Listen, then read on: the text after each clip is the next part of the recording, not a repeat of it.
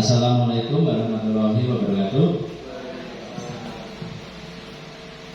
Ibu guru yang saya hormati, saya akan menyebarkan pemahaman dan pengalaman penerapan budaya positif untuk aksi nyata modul 1.4 tentang budaya positif.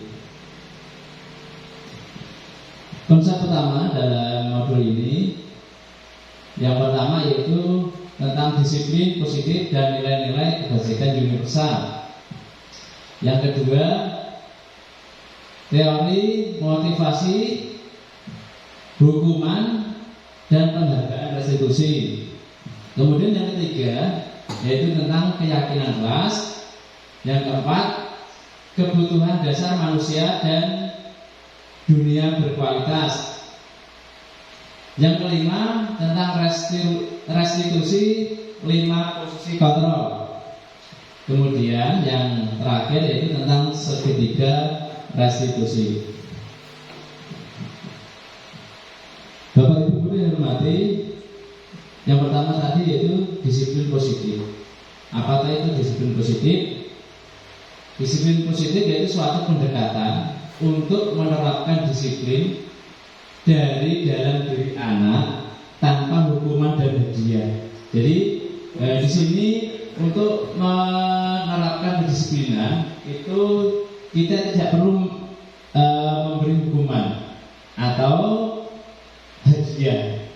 Jadi untuk mendisiplinkan seorang siswa atau murid itu tidak perlu kita harus memberi hukuman. Misalkan ada peraturan atau tata tertib yang selama ini sering kita gunakan. Jadi untuk menegakkan itu tidak perlu adanya suatu hukuman atau hadiah. Tetapi nanti untuk kedepannya kita akan membuat yang namanya kesepakatan kelas. Ya, untuk menegakkan kedisiplinan itu kita terapkan yang namanya kesepakatan kelas. Kesepakatan kelas nanti seperti apa? Berikutnya, tujuan disiplin positif yaitu menciptakan anak-anak yang memiliki disiplin diri sehingga mereka bisa berperilaku dengan mengacu pada nilai-nilai kebajikan universal dan memiliki motivasi intrinsik bukan ekstrinsik. Jadi anak-anak ini bisa disiplin itu muncul dari dirinya sendiri, bukan dari kita, bukan dari orang tuanya, bukan dari orang lain atau teman-temannya, melainkan anak itu muncul dari dirinya sendiri. Jadi muncul dari intrinsiknya sendiri, motivasi dalam dirinya sendiri. Seperti misalkan mau diberi hukuman seperti apapun, hadiah seberapapun, kalau itu tidak mau muncul dari dirinya sendiri, maka disiplin itu tidak akan bisa dilaksanakan. Menurut Dr. William Glasser dalam kontrol teori ini ada 5. Yang pertama yaitu penghukum, pembuat rasa bersalah, teman, pemantau, dan manajer. Jadi dalam kelima kontrol ini kita ini sebagai apa untuk menegakkan kedisiplinan? Apakah sebagai penghukum, pembuat rasa bersalah, apakah sebagai teman, pemantau, ataupun sebagai manajer?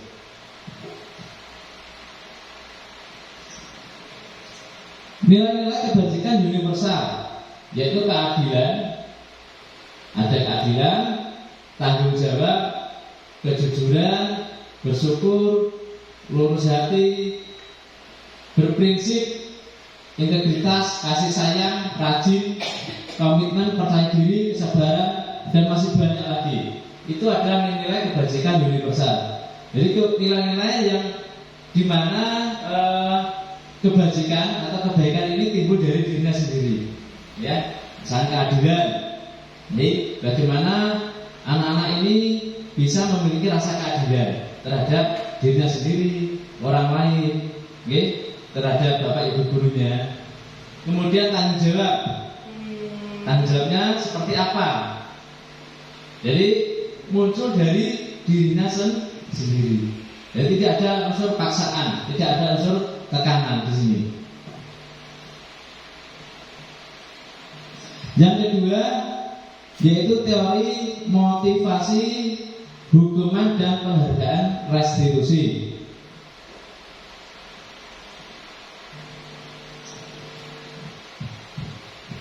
Diane Gorsen dalam hukum restitusi school disiplin ini mempunyai tiga teorinya. Yang pertama itu disiplin itu untuk menghindari ketidaknyamanan atau hukuman. Jadi disiplin itu tujuannya apa? Yaitu untuk menghindari ketidaknyamanan atau hukuman. Jadi seseorang kan sudah disiplin, secara otomatis nanti kan merasa nyaman, kan sudah terbiasa tadi, ada kebiasaan. Kemudian tidak ada yang namanya hukuman di situ. Kemudian yang kedua yaitu untuk mendapatkan imbalan atau penghargaan dari orang lain. Jadi dengan disiplin, itu sebetulnya tidak ingin mendapatkan imbalan. Ya, tujuannya itu tidak mendapatkan imbalan. Aku biar disiplin, nanti biar dapat hadiah atau imbalan dari bapak ibu guru. Nah, itu tidak dibenarkan. Kemudian menjadi orang yang mereka inginkan dan menghargai diri sendiri dengan nilai-nilai yang mereka percaya. Jadi dalam hal ini seseorang yang disiplin, mereka ini menginginkan adanya yaitu menghargai dirinya sendiri. Kalau biasa disiplin, berarti dia itu menghargai dirinya sendiri. Ya, sehingga nilai-nilai yang mereka percaya bahwa dengan disiplin maka nilai-nilai kebaikan itu akan didapatkannya.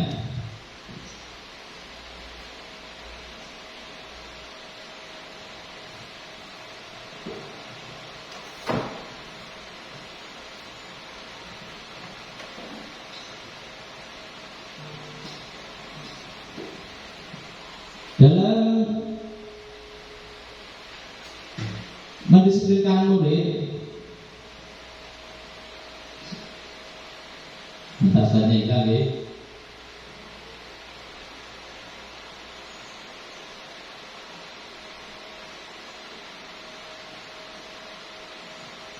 Perlu adanya yang ketiga yaitu keyakinan kelas.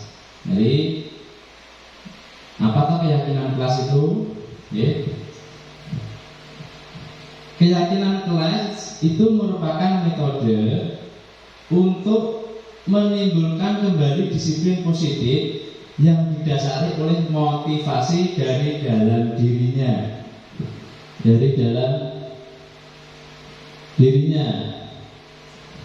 Jadi saya ulangi lagi bahwa yang dinamakan dengan keyakinan kelas, keyakinan kelas itu merupakan metode untuk menimbulkan kembali disiplin positif yang didasari oleh motivasi dari dalam dirinya. Jadi keyakinan kelas ini dibuat bukan menjadi sebuah peraturan kelas, bukan menjadi sebuah tata tertib, bukan menjadi sebuah tata tertib sekolah, tetapi keyakinan kelas ini menjadi kesepakatan bersama antara seorang guru dengan siswanya, seorang guru dengan siswanya. Di dalam keyakinan kelas ini tidak diperkenankan adanya suatu hukuman. Tidak diperkenankan adanya suatu hukuman.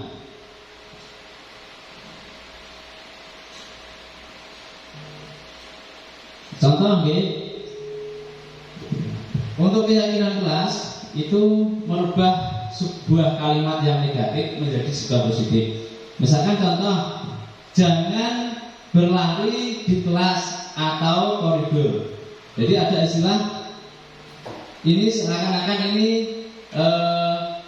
jangan, ada kata jangan, jangan berarti ada kata-kata melarang, ada larangan. Ya, yang ini merupakan kalimat negatif. Hal ini dapat diubah menjadi sebuah kalimat yang positif. Yang seperti apa?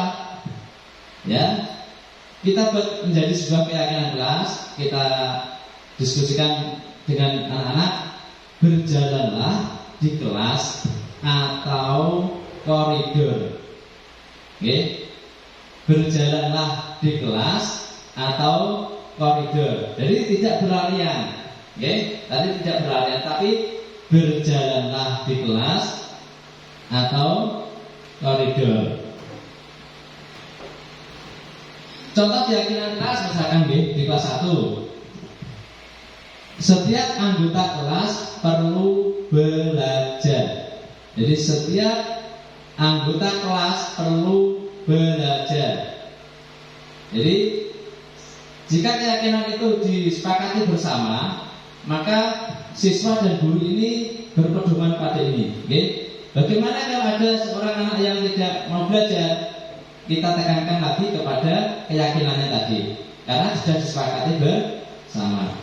Contoh lain misalkan, setiap anggota kelas perlu senang. Setiap anggota kelas perlu senang. Dalam hal ini berarti tidak ada yang namanya saling menyakiti. Anak satu dengan yang lain itu tidak boleh menyakiti. Kenapa? Mereka merupakan keyakinan tadi itu perlu senang. Kita kembalikan, kita panggil, kita tanya, nih seandainya hal itu terjadi, kita tanya, kita yakinkan lagi keyakinan kelas tadi seperti apa. Oke. Kemudian kelas perlu melakukan tugas. Oke. Kemudian contoh lagi, setiap anggota kelas perlu saling menghargai. Kemudian setiap anggota kelas perlu merasa aman. Nah, itu merupakan contoh dari keyakinan kelas. Jadi keyakinan kelas itu dibuat oleh guru bersama dengan siswa. Kemudian setelah ada persetujuan, keyakinan kelas itu bisa ditempel di kelasnya masing-masing. Oke, ditempel, bukan sebuah tata tertib, bukan sebuah peraturan. Keyakinan kelas itu adalah kesepakatan bersama antara siswa dan guru. Jadi nanti kalau mengajar bagaimana? Ya kita kembalikan lagi keyakinan kelas tadi. Tadi kan sudah keyakinannya seperti ini, kita sepakati bersama. Nah itu oke.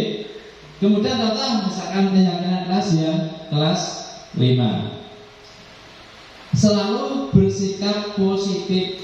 Nah misalkan seorang guru bertanya pada siswa, coba saya beri satu-satu kertas, buat keyakinan kelas kamu belajar seperti apa di kelas ini. Kelas ini mau dibuat seperti apa? Nah, nanti bisa menulis macam-macam, ya, bisa menulis. Misalkan salah satunya bersikap positif, ya, selalu bersikap positif. Kemudian senantiasa menjadi diri terbaik.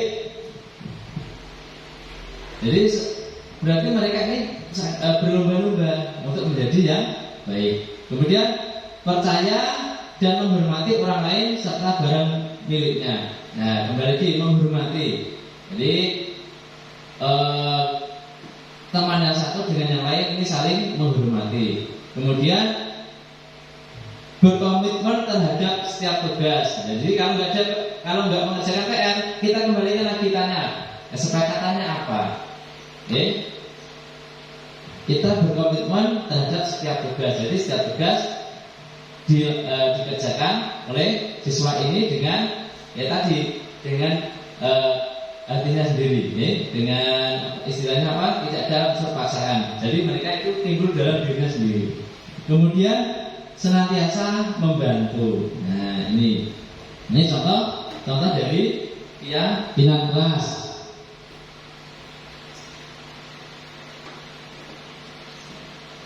Contoh lagi misalkan hormat, jangan kelas dalam perasaan hormat misalnya. Kami meyakini bahwa sangat penting untuk menghormati semua orang dan barang milik orang lain. Kemudian bekerja, berarti kami ini kan ada anak-anak, siswa dan guru, disepakati bersama. Kami meyakini bahwa sangat penting untuk mengerjakan segala pekerjaan atau mengikuti kegiatan yang telah ditugaskan. Tuh.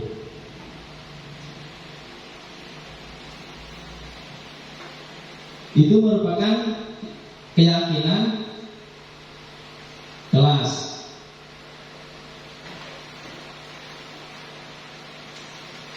Kemudian selanjutnya yang keempat, yaitu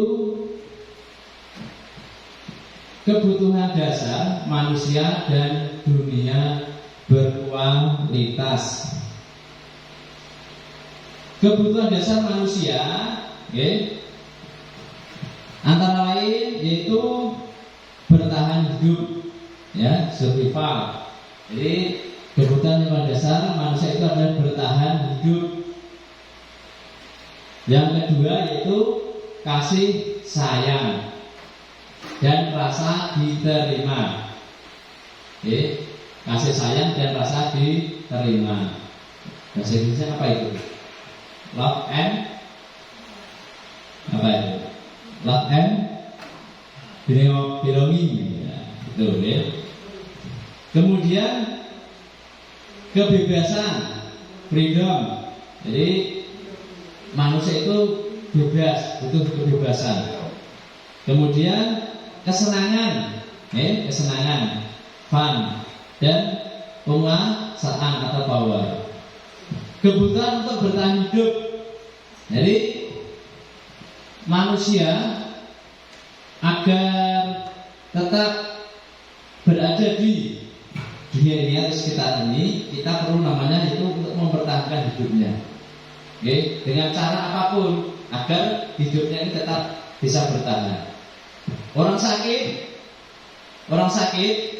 itu ingin mempertahankan hidupnya dengan cara apa? Ya tadi berobat, berusaha, kemudian olahraga yang teratur, itu adalah untuk mempertahankan hidupnya. Kemudian kasih sayang dan rasa diterima. Anak-anak atau siswa kita ini butuh yang namanya kasih sayang dan rasa diterima. Jadi dalam kita, menurut Ki Hajar Dewantara, kita itu tugasnya apa? Mendidik dan mengajar. Itu paling utama, dan mendidik dan mengajar. Dalam mendidik tentunya di dalamnya itu ada yang namanya kasih sayang. Nah, perlu adanya kasih sayang. Wah, itu baik itu, Bapak itu bukan anak saya, itu anak orang lain. Itu tidak benar seperti itu.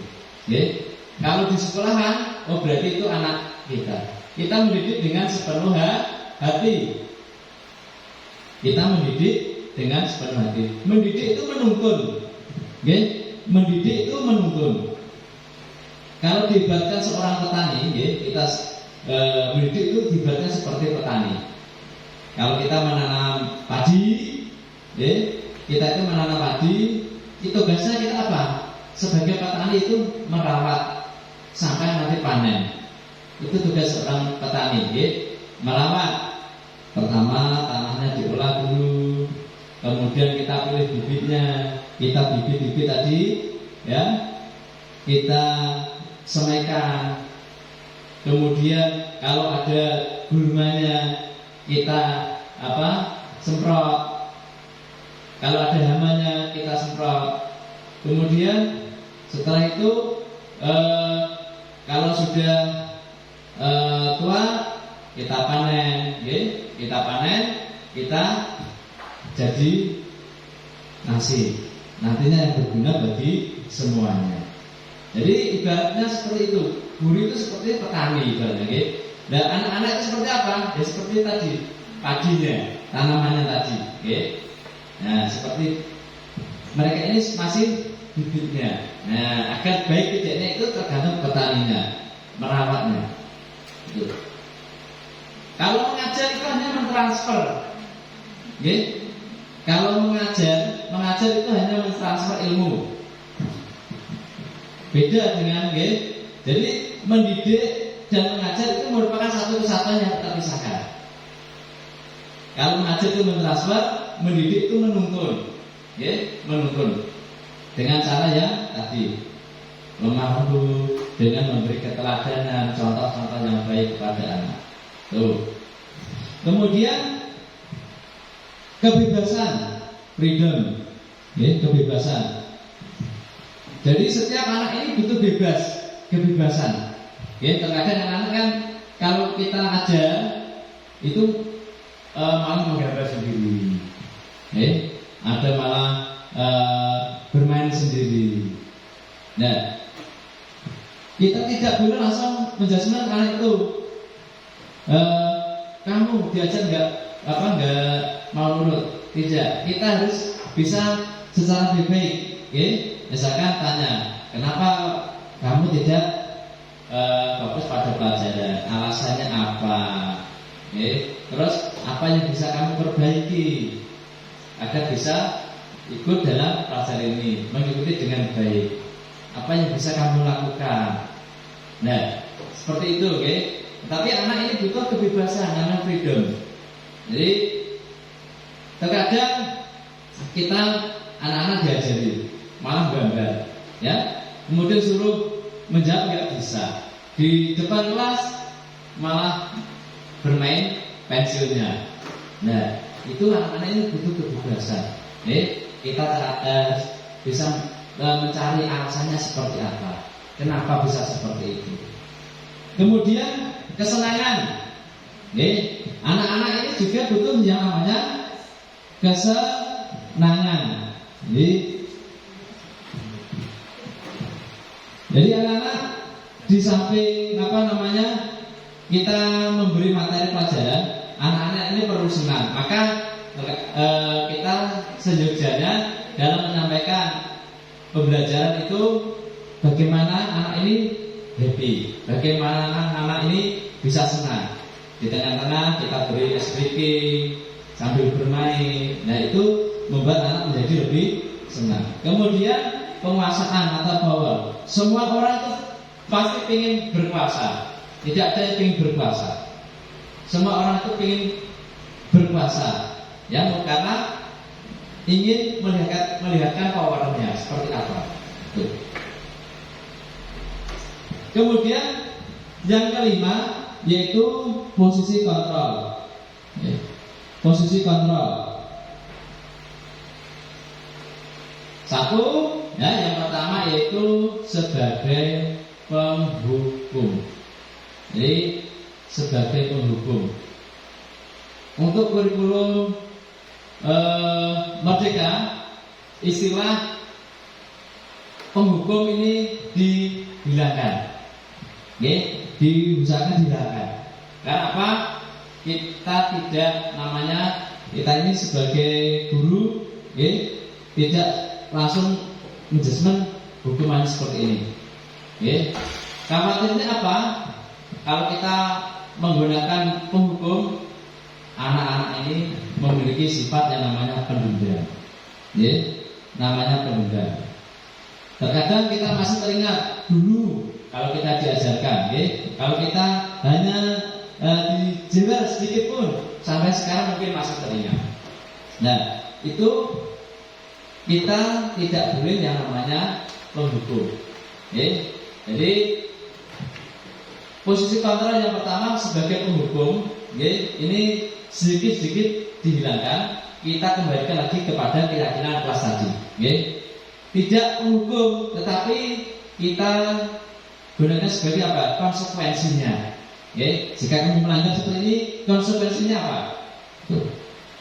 Kemudian membuat rasa bersalah. Membuat rasa bersalah.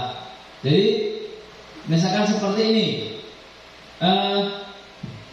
ada seorang siswa yang tidak mengerjakan tugasnya, ya, tidak mengerjakan tugasnya. Kebetulan misalkan guru kelasnya tidak masuk, digantikan guru kelas lain, diberi tugas, tidak mau mengerjakan tugasnya. Okay? Dan guru ini menyapa pada anak, apakah kamu tidak sekasihan pada saya? Kalau saya nanti ditanya, ibu guru wali kelas, bagaimana kalau saya dipanggil oleh kepala sekolah? Apakah kamu tidak merasa kasihan kepada saya? Berarti seakan-akan dia kan memberi rasa bersalah kepada si anak. Okay? Oh iya ya, kalau seperti itu saya tidak, saya harus mengerjakan tugasnya. Nah, jadi membuat rasa bersalah. Kemudian kita ini sebagai teman kepada anak-anak. Anak-anak ini tidak di sekolah ini kita anggap sebagai teman. Jadi saling-saling ngajak ngobrol. Tetapi kita juga harus menjaga batasannya. Teman tapi juga menjaga batasannya. Okay? Kita juga sebagai teman di sini apa? Misalkan ada permasalahan, diajak ngomong. Kenapa kamu telat? Ya, dengan suara yang lembut, okay? Diajak ngobrol. Akhirnya apa? Anak-anak ini senang. Okay? Kenapa kamu telat? Okay? Apakah bangunan kamu kesiangan? Ya, bila seperti itu, apa yang akan kamu lakukan? Itu, okay? Kemudian sebagai pemantau, ya, sebagai pemantau, ya, yang memantau saja perkembangan ini seperti ini. Kemudian sebagai manajer, nah ini sebagai manajer, okay? Jika kamu sebagai gurunya seperti itu, jika ada masalah seperti itu, okay, tindakan apa yang akan kamu lakukan? Okay. Tadi misalnya sebagai manajer kan, anak-anak ditanya, okay, kenapa kamu terlambat? Anak-anak mungkin menjawab, oh saya bu, saya bangunnya kesiangan. Okay. Kok bisa kesiangan? Kenapa? Saya tadi malam nonton TV sampai jam 10. Nah, agar kamu tidak terlambat, besoknya kamu harus yang seperti apa? Berarti saya bangun, saya tidak menonton TV sampai jam 10. Nah, seperti itu. Jadi ada pernyataan-pernyataan atau pertanyaan-pertanyaan kepada anak yang menjadikan anak ini akan memperbaiki kesalahannya.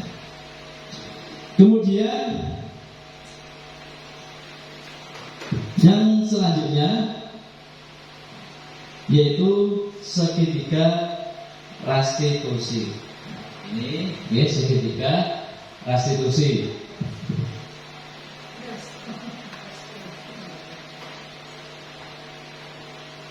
Segitiga restitusi, okay. Yang pertama apa? Yaitu memvalidasi tindakan yang salah. Tadi memvalidasi tindakan yang salah. Contohnya, kamu tentu punya alasan mengapa melakukan itu. Jadi memvalidasi. Nah, terus mungkin adakah cara yang lebih baik atau yang lebih efektif untuk mendapatkan apa yang kamu butuhkan? Itu namanya memvalidasi. Okay. Kemudian selanjutnya yaitu menanyakan keyakinan kelasnya. Menanyakan keyakinan kelas. Keyakinan kelas apa yang telah kita sepakati? Ya, tadi misalkan kalau ada teman yang tidak menghormati, jika ini kelas kan ada misalkan, ya. Malah biasanya kan saling mengejek nama orang tua. Itu kan berarti tidak menghormati, ya. Nah, kita tanya keyakinan kelas apa yang telah kita sepakati. Tadi kan dibuat bersama, ya. Anak-anak mungkin kita saling menghormati, Bu. Nah, terus kamu ingin menjadi orang yang seperti apa? Ya, jadi anak-anak ini kan akan menjawab. Kamu kalau ingin menjadi seperti apa kalau kamu melakukan seperti itu? Ya, seperti itu. Kemudian selanjutnya yaitu menstabilkan identitas. setiap orang ini pasti pernah melakukan kesalahan. Jadi misalkan tadi datang terlambat, ya, masuk kelas, ya, sekolah datang terlambat. Nah, kamu tanya, setiap orang itu pasti melakukan kesalahan. Jadi nggak ada seorang itu nggak melakukan kesalahan. Jadi setiap orang itu melakukan kesalahan. Pak, kamu tahu misalkan ya, kamu tahu kesalahan apa? Saya datang terlambat. Nah, ya, semua orang itu pasti pernah melakukan kesalahan. Terus kamu bukan satu-satunya yang pernah melakukan ini. Gimana, kamu bukan satu-satunya yang pernah melakukan ini. Jadi ini menstabilkan identitas.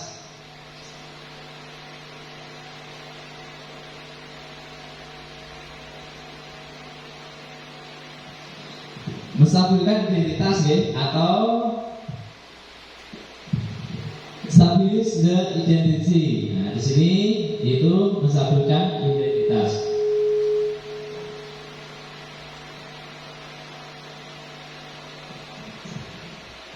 Mungkin contoh lain, pertanyaan yang lain, misalkan untuk menstabilkan identitas. Berbuat salah itu tidak apa-apa. Berbuat salah itu tidak apa-apa. Terus anak ini akan terdiam. Kenapa kok berbuat salah tidak apa-apa? Terus beri pertanyaan lagi, beri validasi lagi, yaitu tidak ada manusia yang sempurna.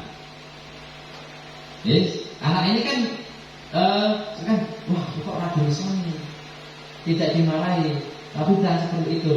Terus saya juga pernah melakukan kesalahan seperti itu. Nah, kita bisa menyelesaikan ini. Bapak Ibu tidak tertarik mencari siapa yang salah, tapi Bapak Ibu ingin mencari solusi dari permasalahan ini.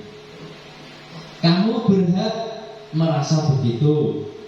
Apakah kamu sedang menjadi teman yang baik buat dirimu sendiri? Itu merupakan pertanyaan-pertanyaan yang untuk memvalidasi.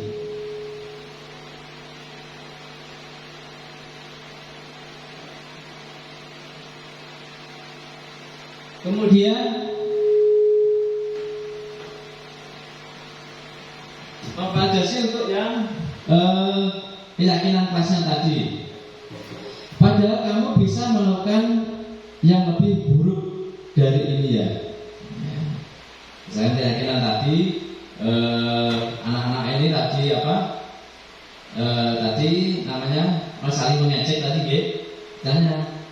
Padahal kamu bisa melakukan yang lebih buruk dari dia. Kemudian ditanya lagi, alasannya apa? Kamu boleh mempertahankan sikap itu, tapi kamu harus menambahkan sikap yang baru, sikap yang baik. Kemudian menanyakan keyakinan, keyakinan kasarnya seperti apa? Kamu jadi orang yang mau seperti apa? Tadi, ya. Itu yang mungkin bisa saya sampaikan. Banyak kekurangan,